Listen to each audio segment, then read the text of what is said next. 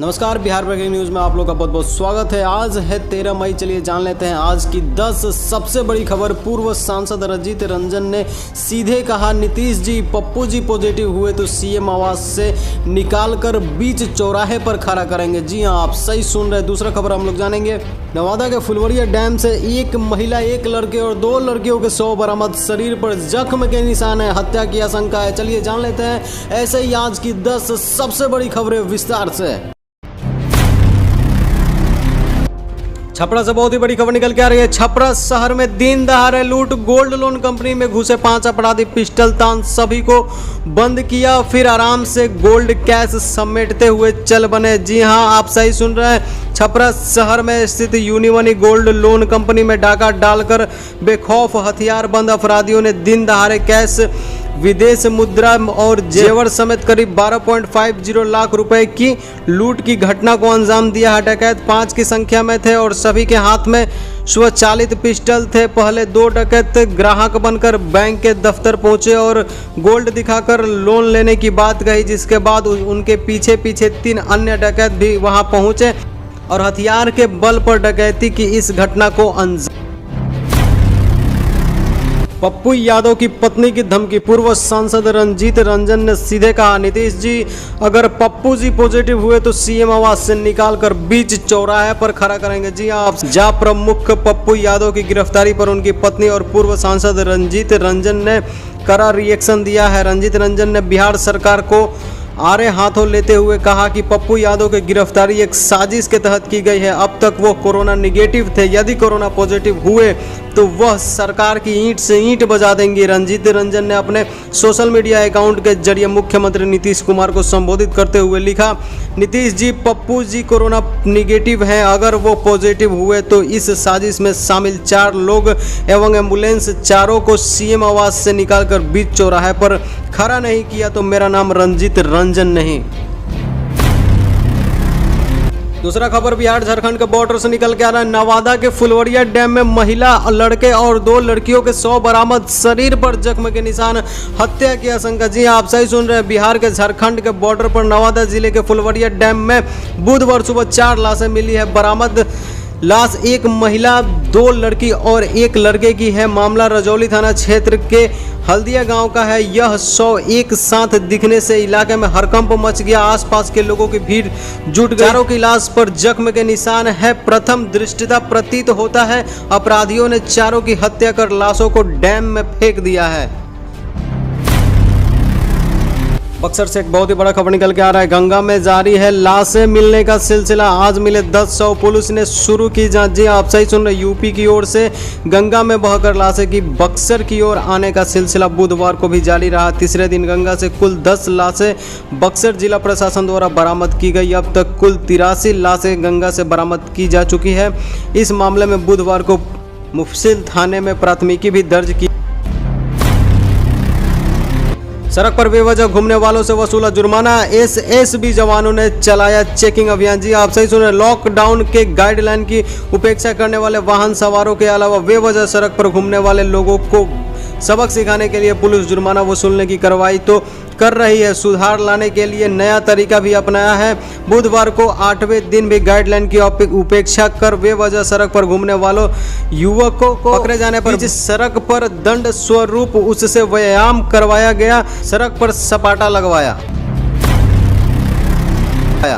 ऊपर वाले ने साबित कर दिया कि अकेले आए थे, अकेले जाएंगे, यहाँ कोई नहीं है अपना। जी हाँ, आप सही सुन रहे हैं। कोरोना के शक में 2 दिनों तक घर में पड़ी रही लाश, अपनों ने नहीं दिया साथ तो वीडियो ने किया अंतिम संस्कार। जी हाँ, आप सही सुन रहे हैं। कोरोना काल में इंसानियत के खत्म होने की कई मामले सामने आ रहे हैं। हालिया मामला मुजफ्फरपुर जिले का है। यहाँ एक व्यक्ति की मौत हो गई, लेकिन कोरोना के शक में 2 दिनों तक उनका शव घर में ही पड़ा रहा। सभी रिश्तेदारों और परिजन उनकी कोरोना से मौत होने की वजह को मानकर शव को छोड़कर चले गए।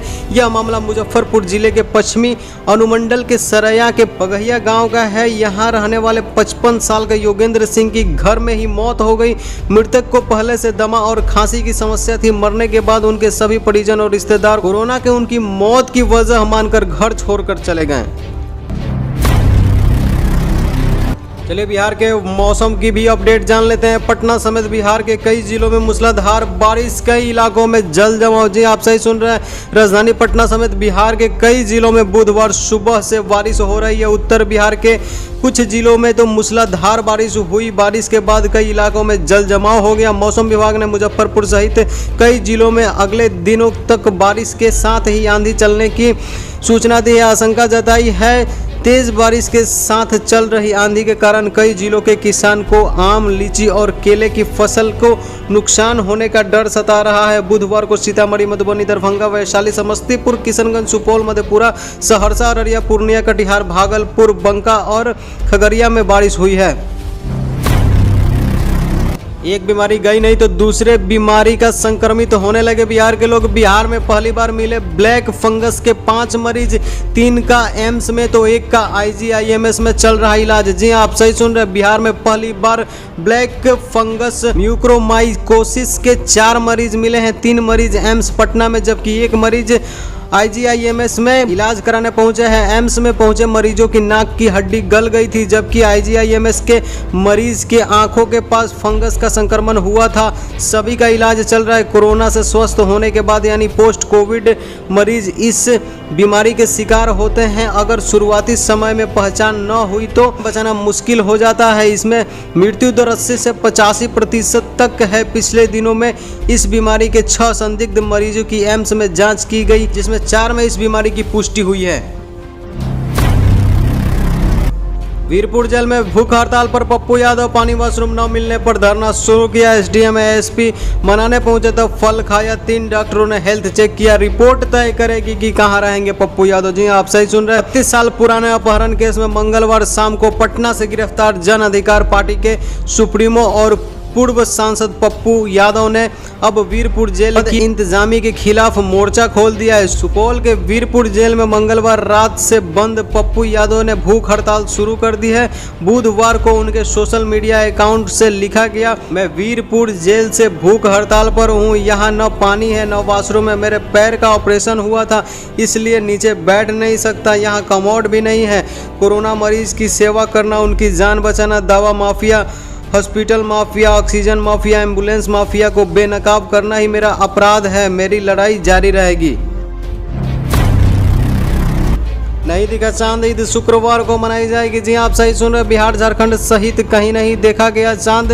इमरात सरिया और एदारा ए सरिया ने शुक्रवार को ईद का किया ऐलान। जी आप सही सुन रहे, रमजान की 29 तारीख बुधवार को बिहार झारखंड सहित देश भर में चांद देखने की एहतमाम किया गया, लेकिन कहीं से भी चांद देखने की सूचना नहीं मिली। हजरत मौलाना अंजार आलम कासमी काजी ए शरीयत मरकजी दरुल कजा इमरात सरिया बिहार झारखंड ओडिशा ने यह ऐलान किया है कि आसमान में बादल छाए रहने की वजह से चांद का दीदार नहीं किया जा सका। जहां बादल साफ थे वहां से भी ईद उल फित्र का चांद देखे जाने की सूचना नहीं आई है। इसलिए 30 रमजान के बाद चांद का एतबार करते हुए ईद शुक्रवार को मनाई जाएगी।